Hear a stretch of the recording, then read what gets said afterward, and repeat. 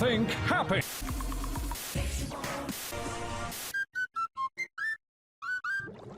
Hello random person, Sab Nino here. We cover a lot of SpongeBob merchandise on this channel, and I do mean a lot. From collectibles, stuff overseas, even categories like gold. There's so much merchandise that it's impossible to document everything.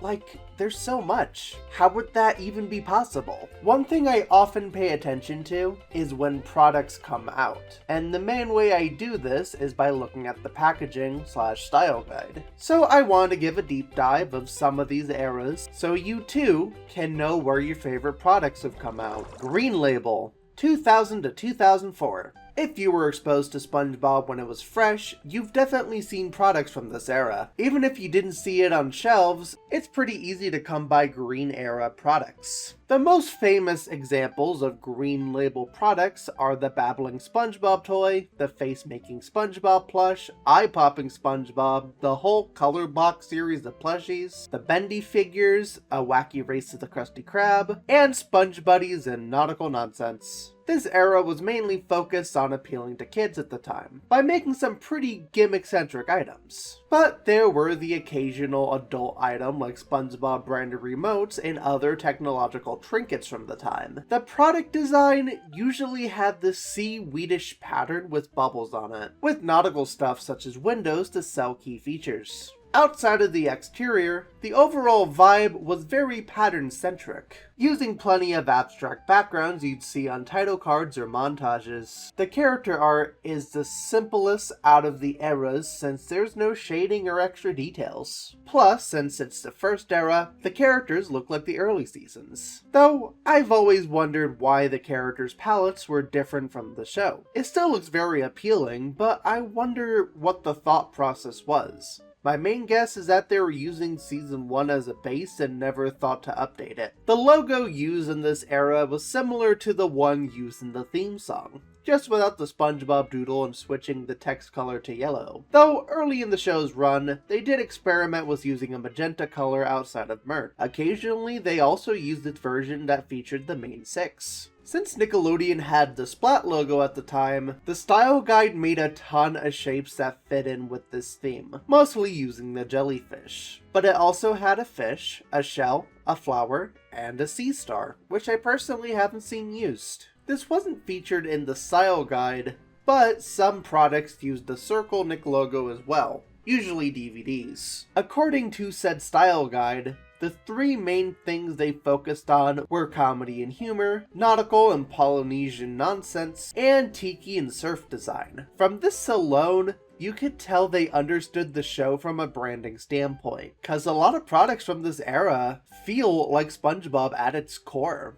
I sort of wish the design aspects returned more frequently in modern products. But it's not completely absent, thankfully. In terms of representing SpongeBob as a show, I think this era did it best since it feels like the most authentic to its nautical roots. White Era, 2004 to 2008. Around the time of the SpongeBob SquarePants movie, Nickelodeon decided to focus less on giving each show diverse product designs and instead mesh everything together. Key elements of this style was white packaging and colored splat designs, so you know it's a Nick product. The colors used for the splat and logo varied from show to show, but SpongeBob's choice of color was green. The stock art pretty much stayed the same, just extended throughout the 2000s. But the logo changed to be a green oval with a white and tan gradient for the text. Although the original logo remained on some products, the Nick logo was mainly shown as a splat instead of nautical shapes. This era also had something called Nick Knowledge that told you trivia about the show they're advertising.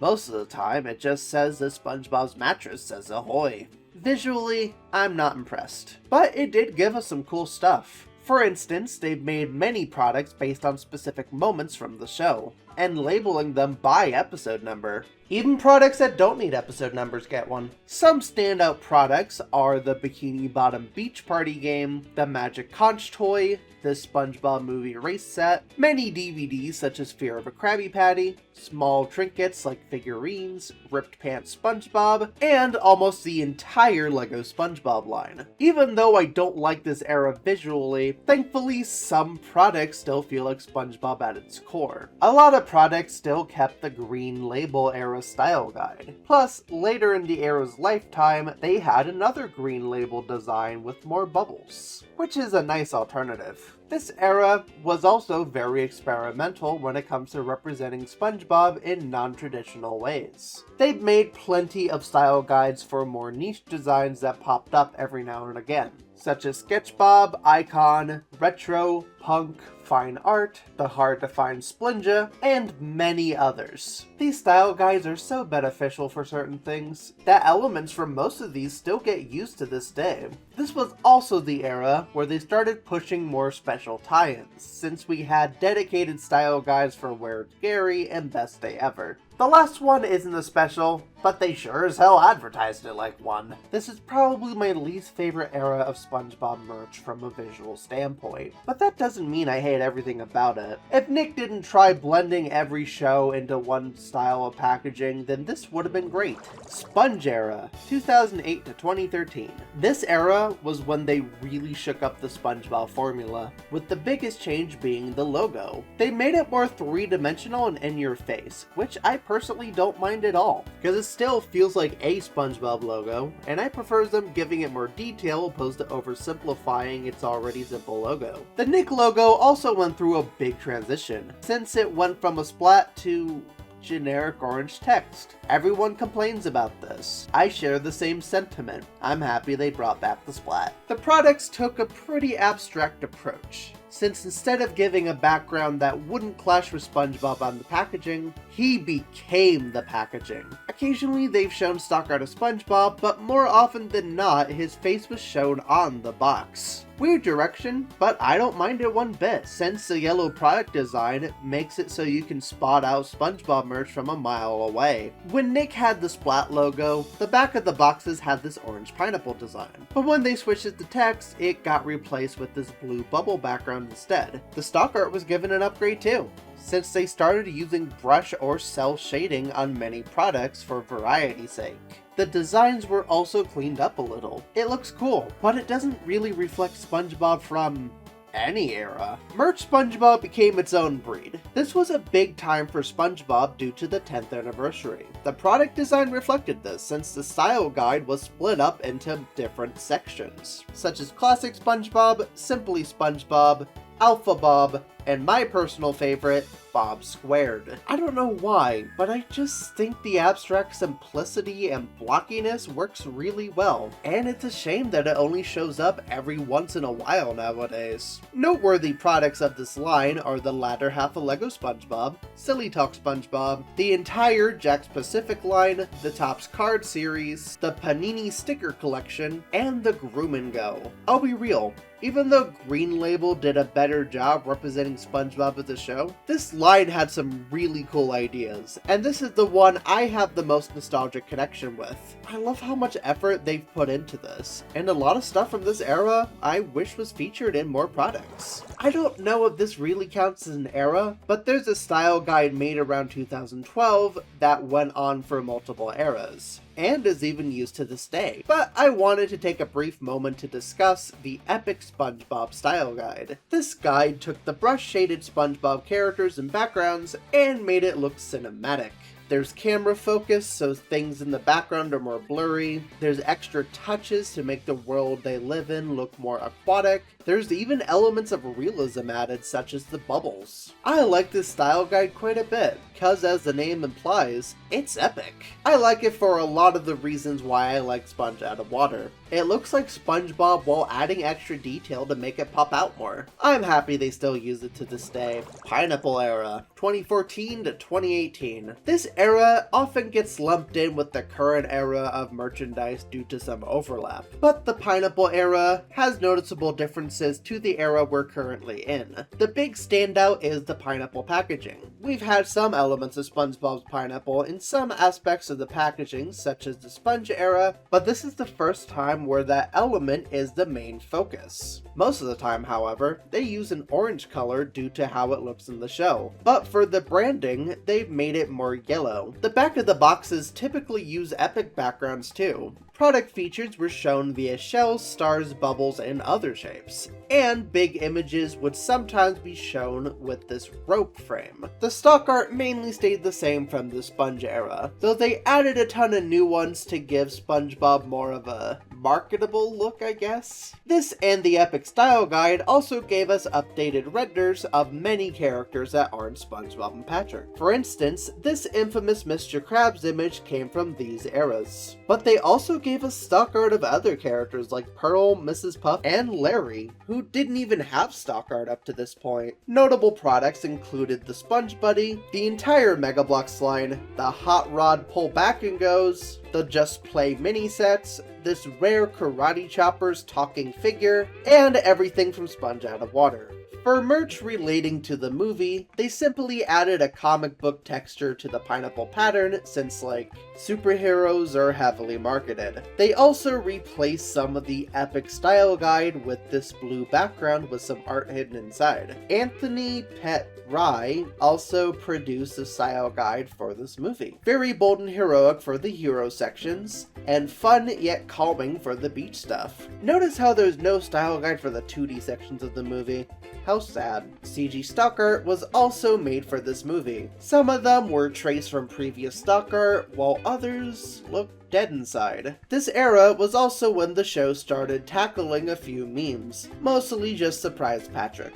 For the most part, instead of tackling real memes, they gave us a few graphic tees meant to pander to millennials/kids, such as "Let me take a selfie." This era was also the last one to mainly focus on a younger demographic. There's always going to be merch in this market, but you'll see the switch in the next era. Honestly, I wish this was still the modern era. It was a great way to modernize it while keeping a ton of aspects of the SpongeBob vibe. Now let's talk about our final era, Diamond Era? 2019 to the present. This brand guide was launched for the SpongeBob 20th anniversary, and is still going to this day. This era has a ton of background patterns for products that I actually use in my videos. Yellow diamonds for the front, blue diamonds for the back, and to display products on the front, they made doodles from the SpongeBob crew, and this bubble swirl from the Epic Guide. For the front of products, it shows yellow at the top and sides, while the center shows the product. The frame is usually either a black SpongeBob silhouette or this blue wave thingy. Most products either have a dead-looking SpongeBob in the corner or a front-facing sponge on the top. The back uses the blue diamond pattern with white in the middle to show the products, with teal and orange waves to serve as borders. The stock art pretty much stays the same,